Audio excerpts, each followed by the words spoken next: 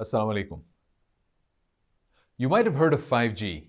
It's a cutting-edge wireless technology that promises faster access to the internet. To use 5G, you need a 5G-enabled phone as well as a 5G-enabled cellular network. You can buy the phone yourself, but your cellular company must buy the equipment. And the cheapest provider of this equipment in the world is a Chinese company named Huawei Technologies.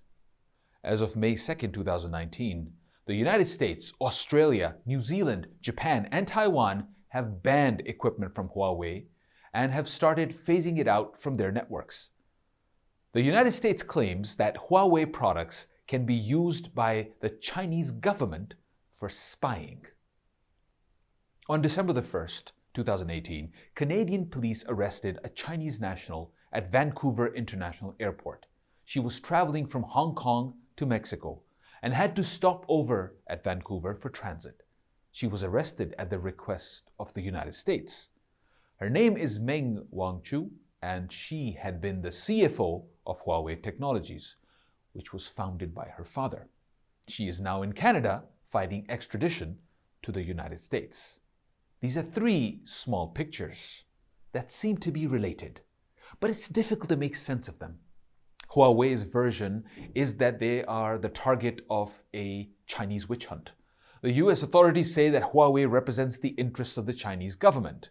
And you might say, all of this has nothing to do with me. But it does. To understand how, let's step back and look at the big picture.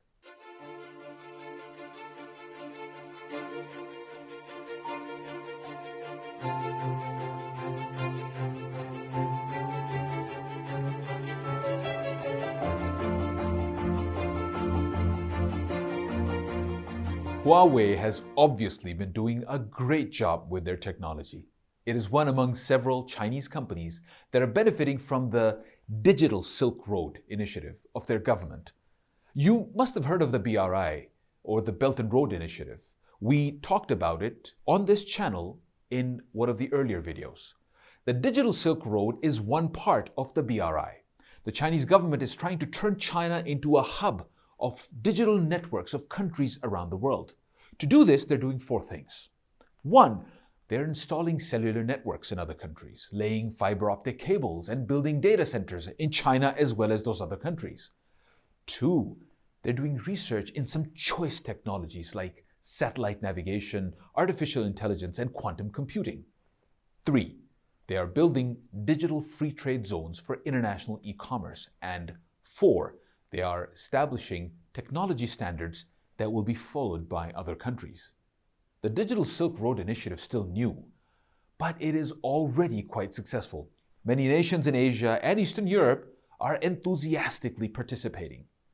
Huawei's equipment is being installed in these countries, and many of their citizens carry Huawei phones. As more and more internet traffic is routed through Huawei's equipment, China will have access to more data and a really close security relationship with these countries. China is indeed becoming a digital hub, at least a regional one. However, this effort to make China the hub is a challenge to the country that sees itself as the present global digital hub, the United States. Much of the world's communications traffic passes through the US, or their close ally, the UK. The former NSA staffer, Edward Snowden, remember him? Well, he revealed in 2013 that US agencies had been tapping into this traffic for surveillance. US-based internet companies like Google and Facebook collaborate with their government and share data. Many countries were unhappy about this and have been looking for ways to bypass the US completely. In July 2018, Princeton researchers Nick Feamster and Ann Edmondson published a paper about this.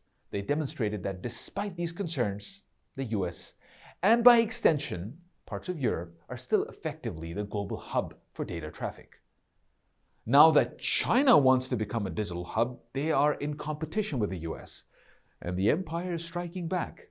On May 17, 2019, President Trump placed China's Huawei on a list of companies Americans are not allowed to sell to or buy from. Since June 11, 2019, the US State Department has started restricting visas for Chinese students studying technology. US government agencies have been hounding Chinese students and professors that are already in the US. And all of this is in addition to the ongoing trade issues between the US and China that you and I know so much about. The important question that we have to try to answer is, where will all of this lead to?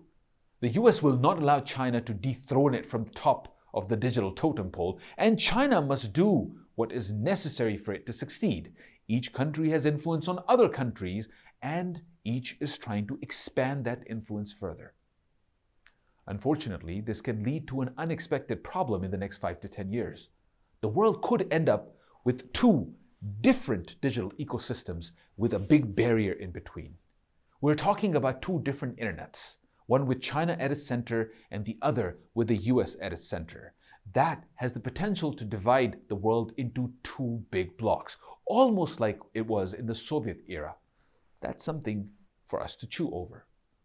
The arrest of a Chinese national at a Canadian airport may not have much to do with you, and you might think you can live without 5G for now. But events like these are harbingers of a future that has yet to come to pass. My advice, my request is that we become more comfortable with thinking big, thinking in the big picture. I hope this video was helpful. Please share your views with us in the comment section below. And remember to subscribe for more big pictures like this one.